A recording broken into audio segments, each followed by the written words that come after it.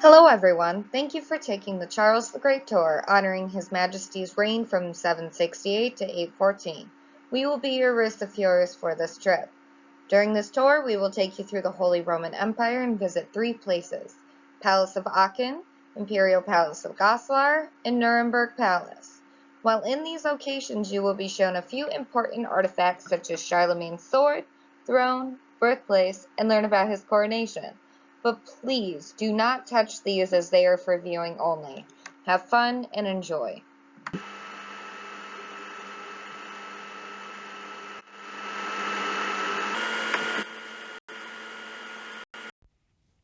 Hello everyone, I hope you are excited about the tour. My name is Famida and I will be your tour guide for the day.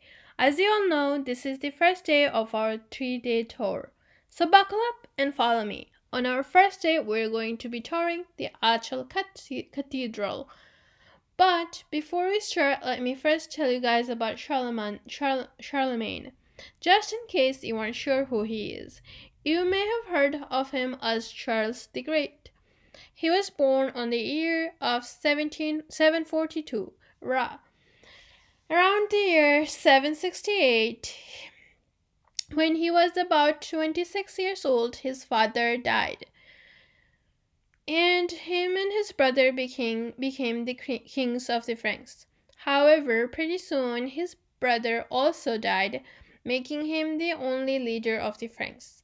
As the king of the Franks, he conquered many neighboring tribes, had about 60 military campaigns, and tried his best to spread Christianity among people and tribes.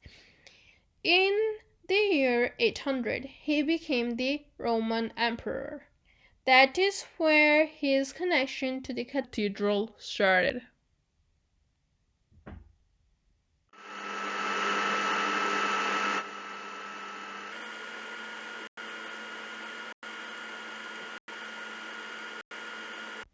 So, right now, we are standing in front of this beautiful castle that was built in the year 805 and was designed by the most prominent architect of the time, whose name is Eudes. Charlemagne himself instructed the cathedral to be built as a symbol of the spiritual and political revival of the Holy Roman Empire. He was later buried in the chapel in the year 814.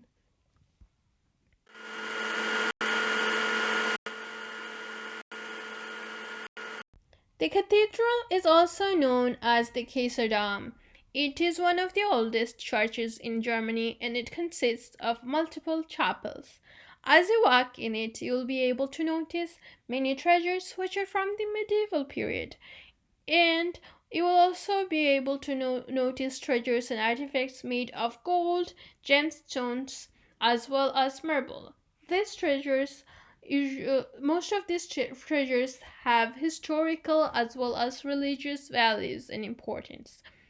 This cathedral also holds four relics that are known as the Four Great Relics, which Charlemagne collected during his lifetime. The relics include the cloak of the Blessed Virgin, meaning Mary, swaddling clothes of the infant Jesus, loincloth worn by Christ on the cross, and the cloth on which lay the head of Saint John the Baptist after his beheading.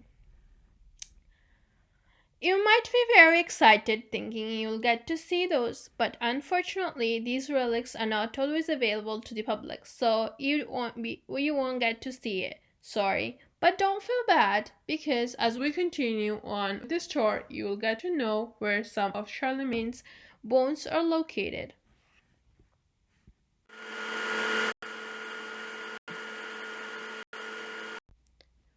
For this cathedral tour, we'll first go into Palatine Chapel. It's the building over there. Let's go in, everybody.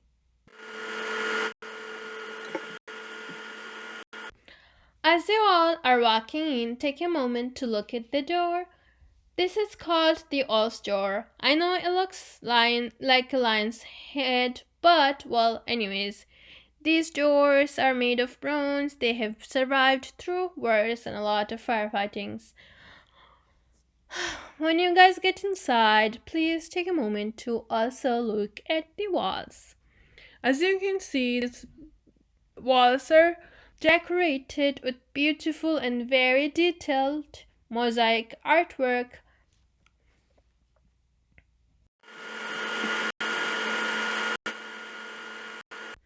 So, this chapel was dedicated to Christ and the Virgin Mary by Pope Leo III in 805.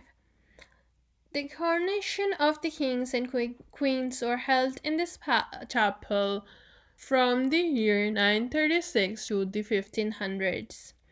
A total of 31 kings and 12 queens were crowned at this chapel.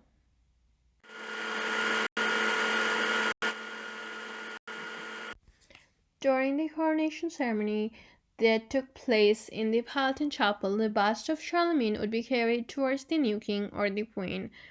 The bust of Charlemagne is believed to have pieces of his skull in it, and during the ceremonies it represented Charlemagne welcoming the new king or the queen. Well, I hope you guys have been enjoying this tour with me, but unfortunately I'll have to leave you guys and I'll hand this tour over to Harold. He'll walk you guys through the rest of the tour. For today, that is a goodbye from me, and I hope you all enjoy the rest of your tour and have fun exploring Germany.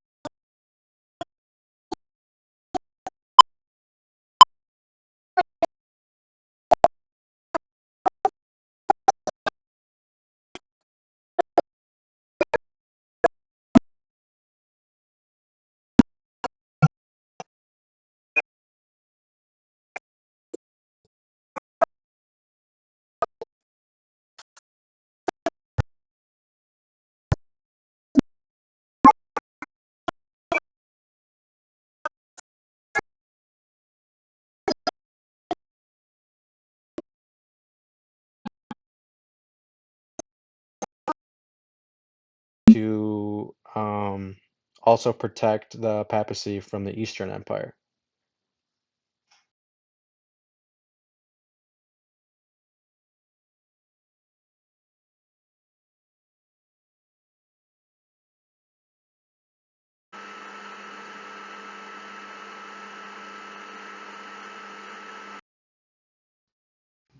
The marble throne of Charlemagne is in the Imperial Cathedral in Aachen.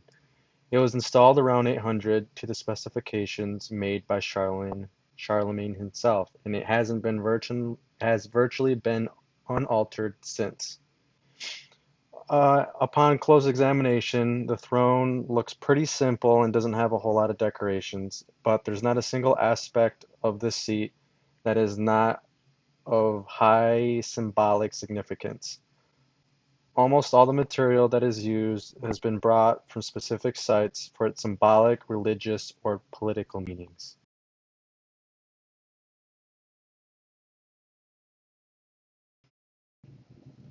The beautiful ornate golden house, the Mirror Chirin, is one of the four relics that are visited on the pilgrimage to the Archean Cathedral. The few relics that are on this list are the dress of Mary, the decapitation cloth of John the Baptist, and the swaddling clothes and loincloth of Jesus. The Archean pilgrimage is conducted every 7 years, and it has been going on since the plague in 1349.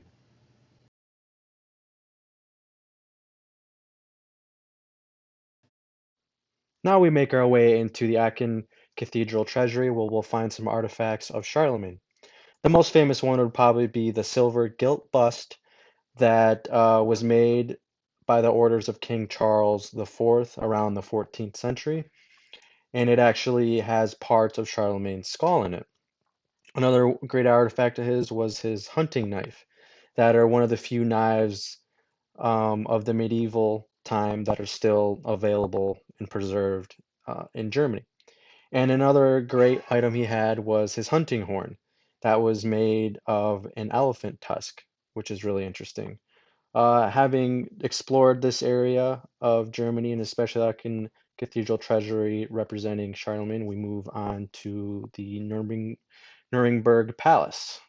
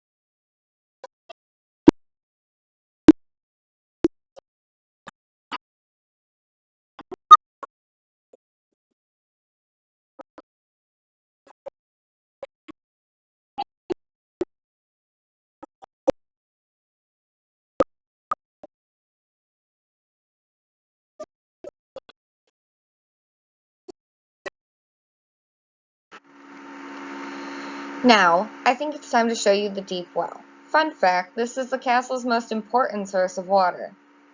The well which supplied the second plateau with water, the deep well, as it is called, stands in the center, surrounded by a wall.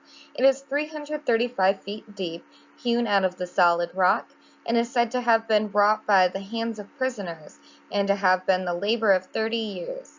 So much we can see easily, believe as we lean over the count the 6 seconds that elapse between the time when an object is dropped from the top of the time and when it strikes the water beneath. Passages lead from the water's edge to the rathus, by which the prisoners came formerly to draw water into St. John's churchyard and other points outside the town. The system of underground passages here and in the castle was an important part of the defenses, affording as it did as a means of communication with the outer world as a last extremity, in the case of a siege, a means of escape. Now, go ahead and take a look around, and this will be the end of today's trip. You have 30 minutes to meet us back.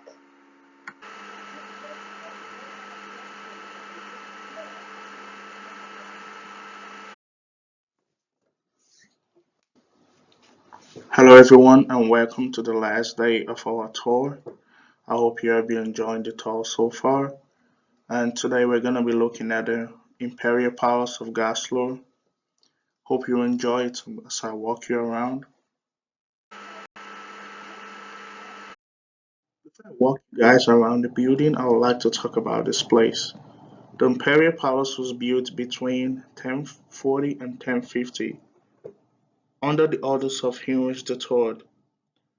The Imperial Palace is a unique piece of historical architecture which was built once at a time. It's also the most famous residence in the empire since 1992.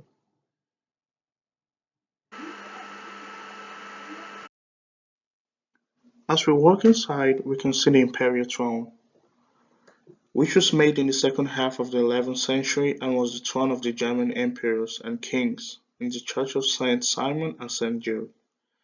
The throne comprises of three sides, which were cast from bronze and a stone, with a seat.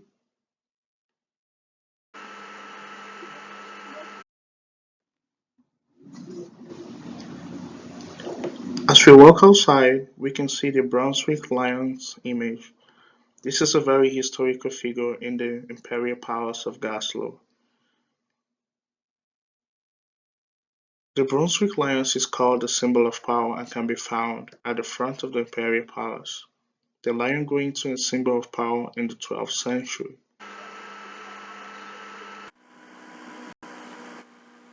As we walk through, notice the Kaiserhaus, the imperial residency. As we move on to the next room, we enter the Church of St. Simon and St. Jude. It was built between 1040 and 1050 as a part of the Imperial Palace District. The next room is the St. Chapel of Ulrich. As you know that the St. Ulrich is a Roman Catholic parish and a church in Navarre. A square opening above the cross connects the lower chapel with the upper one that was originally reserved for the imperial family.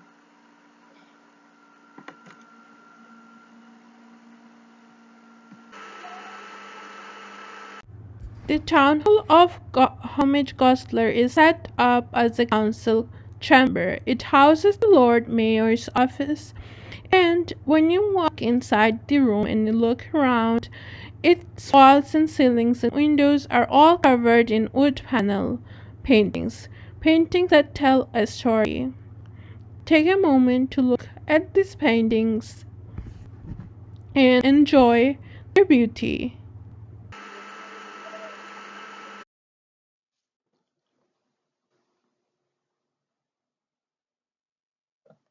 Next up, we can see the statue of the German Emperor Barbarossa, which is located at the front of the Imperial Palace. This statue was created in 1893 in Germany. Well, ladies and gentlemen, this completes our tour of Charles the Great. If you have any further questions, need any further understanding, or any explanations, please visit the links provided. Thank you so much, and we hope to see you again next time.